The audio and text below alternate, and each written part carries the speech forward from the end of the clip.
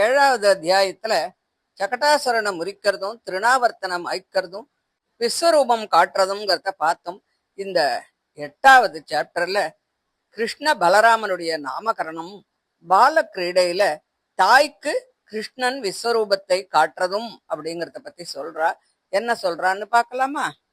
கோகுலம் முழுக்க ஒரே சந்தோஷமாக இருந்த காலம் அது. பரம்பொருளான ஸ்ரீ கிருஷ்ணன் ஒரு சாதாரண ஆயர்பாடி குழந்தையாக நந்தகோபருடைய வீட்டுல விளையாடிண்டு இருந்தான்.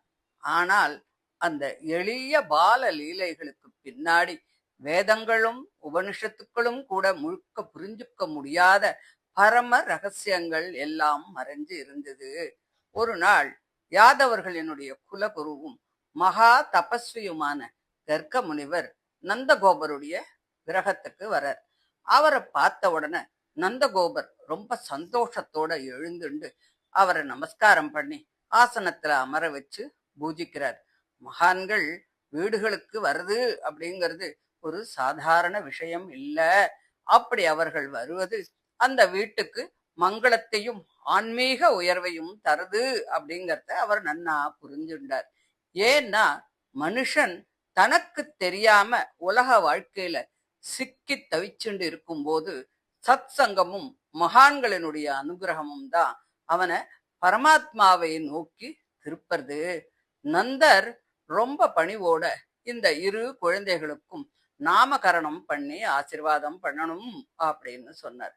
கர்க்கர் உடனே, நான் யாதவர்களுடைய ஆச்சாரியன் அப்படிங்கிறது எல்லாருக்கும் நன்னாவே தெரியும். நான் வெளிப்படையா ஒரு சடங்கை செஞ்சா கம்சனுக்கு கட்டாயம் சந்தேகம் வந்துடும். தேவகியனுடைய 8வது குழந்தை எங்கோ உயிரோடு இருக்கிறான் அப்படிங்கிற பயம் அவனுக்கு ஏற்கனவே இருக்கு அப்படின்னு சொல்ற. அதனால நந்தன் யாருக்கும் தெரியாம ரகசியமா பண்ணலாமே அப்படின்னு சொல்லிட்டு கேட்கிறான். அவரும் சரின்னு சொல்லி ஒத்துக்கிறார்.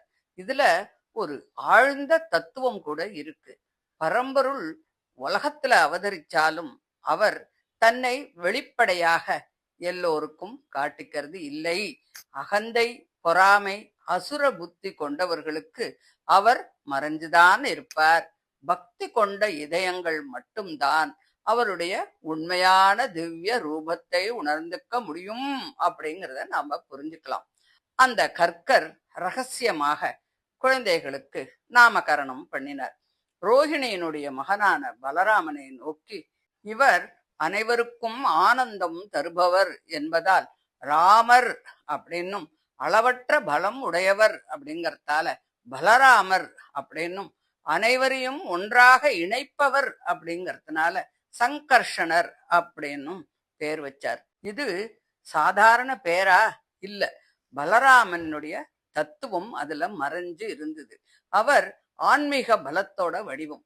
குருவின் அருளால மட்டுமே ஜீவன் பகவானை நோக்கி இழுக்கப்படும் அப்படிங்கிற குரு தத்துவமே அந்த பலராமன். கிருஷ்ணனை பார்த்து கர்க்கர், இவர் பல யுகங்கள்ல பல நிறங்கள்ல அவதாரம் பண்ணியிருக்கார். இப்போ கருமை நிறத்துல பிறந்திருக்கார். இவருக்கு எண்ணற்ற நாமங்களும் ரூபங்களும் இருக்கு. இவரால கோகுலம் எல்லா அபாயத்திலேருந்தும் காக்கப்படும் அப்படின்னு சொன்னார். அவதாரங்கள் பல இருந்தா கூட ஆதாரமான பரம்பொருள் ஒத்தர்தான். காலம் இடம் தேவைக்கு ஏற்ப ரூபங்கள் எல்லாம் மாறினாலும் பகவானுடைய கருணை என்னைக்குமே மாறுறதில்ல. இவர் நாராயணனுக்கு ஒப்பான தெய்வீக குணங்களை கொண்டவர். இவரை ஜாக்கிரதையா வளர்த்திடுங்கோ அப்படின்னு கர்க்கர் சொல்றார். இந்த கர்க்கருடைய வார்த்தைகளை கேட்டதும் நந்தர் ஆனந்தத்தில் மூழ்கிட்டார். நந்தர் தன்னை உலகிலேயே ரொம்ப பாக்கியசாலி அப்படின்னு நினைச்சுக்கிறார். ஆனால் அவர் தெரிஞ்சுக்காத ஒரு விஷயம் உண்டு. அது என்ன தெரியுமா? அவர் வளர்த்தது ஒரு குழந்தைய இல்ல, உலகத்தையெல்லாம் தாங்கக்கூடிய அந்த பரம்பொருள். இது அவருக்கு தெரியல. சிறிது காலத்துல கிருஷ்ணரும் பலராமரும் தவழத் தொடங்குறார். கோகுல மண்ணுல முழங்கால்களாலும் கைகளாலும் தவழ்ந்து விளையாடுறார். கன்றுகளினுடைய வாலை பிடிச்சு அங்கும் இங்கும் இழுக்கிறார். இந்த காட்சியை எல்லாம் பார்த்த கோபிகைகள் வீட்டு வேலையெல்லாம் கூட மறந்துட்டு அவளையே பார்த்து சிரிச்சபடி ரொம்ப சந்தோஷப்பட்டுக்கிறார்.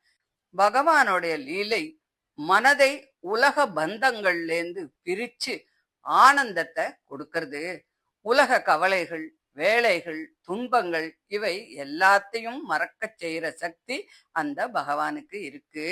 யசோதையும் ரோகிணியும் குழந்தைகளை தூக்கி அணைச்சிண்டு மண்ணில் விளையாடி அழுக்காகிய உடல்களை துடைத்து தாய்ப்பால் கொடுத்து பேரின்பத்தை அடையறா. உலகம் பயந்து வணங்கும் பரம்பொருள் அவளோட மடியில சிரிச்சுண்டே பாலை குடிக்கிறான். இதுதான் வாத்சல்ய பக்தியோட உச்ச நிலை. பகவானை தூரத்துல வச்சு பயந்து வணங்கறத விட இவன் என் குழந்தை என்ற அன்போடு அணைப்பது உயர்ந்த பக்தி அப்படிங்கிறத நாம இதுல தெரிஞ்சுக்கலாம்.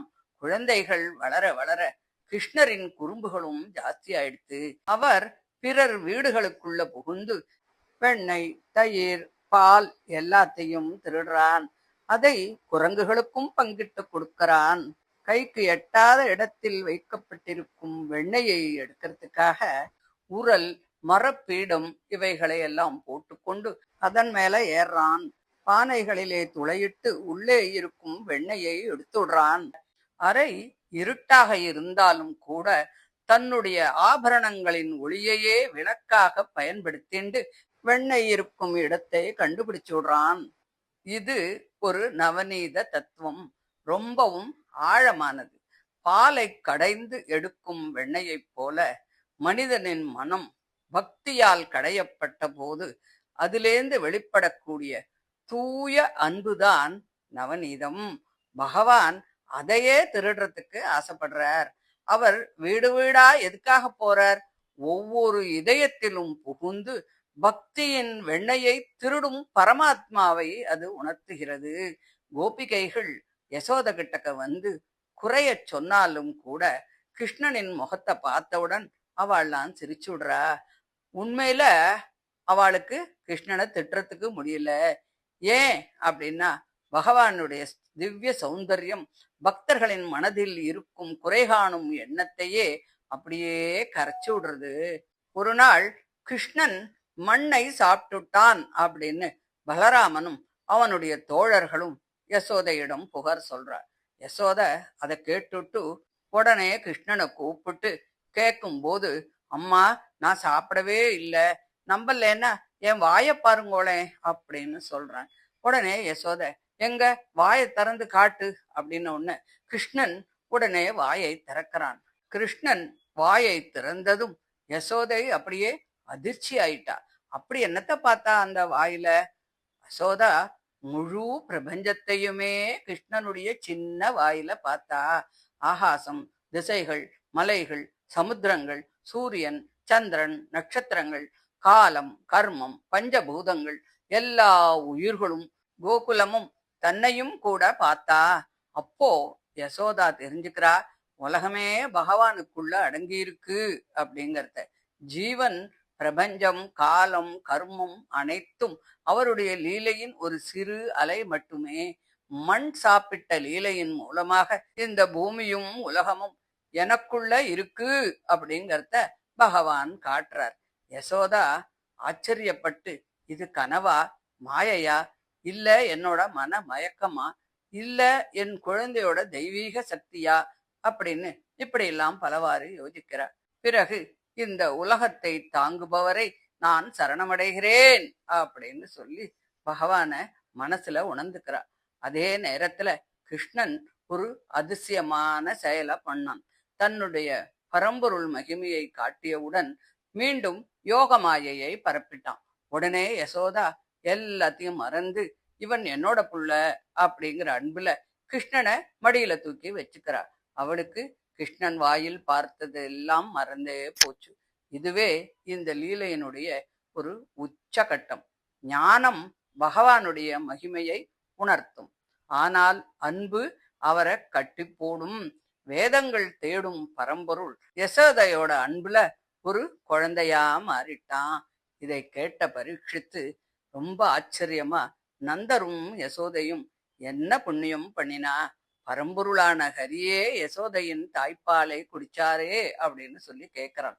அதுக்கு சுகர், முன்பு துரோணர் தரா என்ற தம்பதிகள் பூமியில பிறந்து ஹரிகிட்டக்க பரம பக்தி வேணும் அப்படின்னு சொல்லி பிரம்மா கிட்ட வேண்டிக்கிறார்.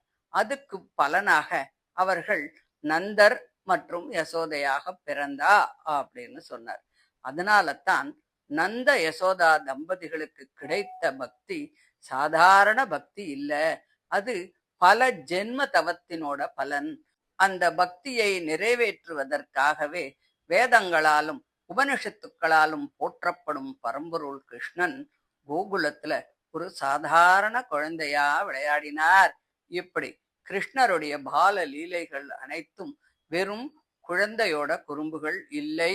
பக்தி, சரணாகதி, மாயை, பரம்பொருள், ஜீவன், அன்பு ஆகிய உயர்ந்த வேதாந்த உண்மைகளை மனிதர்கள் எளிதாக அனுபவிக்கும்படியாக அருளப்பட்ட திவ்ய உபதேசமாக அமைகிறது அப்படின்னு சொல்லி இந்த 8வது அத்தியாயத்தை முடிக்கிறார். இதை தொடர்ந்து 9வது அத்தியாயத்துல கிருஷ்ணனை உரல்ல கட்டினத்தை பத்தி சொல்றா. அத அடுத்த ஆடியோவில் பார்க்கலாம். தேங்க்யூ.